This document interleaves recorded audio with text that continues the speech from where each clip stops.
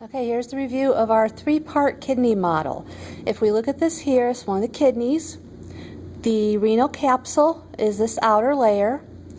The renal cortex is basically where we see these little blood vessels poking up. The renal medulla is where we have the renal pyramids and renal columns, so all through here is renal medulla.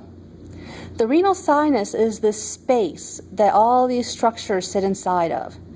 And if we look at these structures, we've got here our renal pyramid again, and the renal pyramid ends in the renal papilla, and the renal papilla drains into the minor calyx. The minor calyces merge to form the major calyx. The major calyx basically flows on into the renal pelvis, and the renal pelvis would go on down and become the ureter. We also see in this model here in the yellow one of our nephrons. And if we go to the middle segment of this model, we can see the nephrons enlarged. Here's the renal corpuscle, the proximal convoluted tubule, the descending limb of the nephron loop, the ascending limb of the nephron loop, the distal convoluted tubule, which goes into a collecting duct.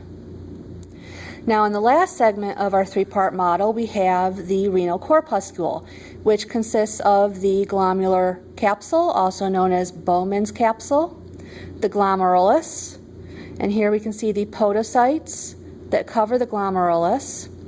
This would be the capsular space in between the capsule and the glomerulus.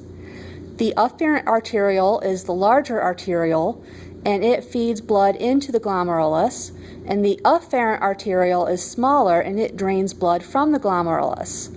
Also in this section we can see the proximal convoluted tubule, which drains the renal corpuscle.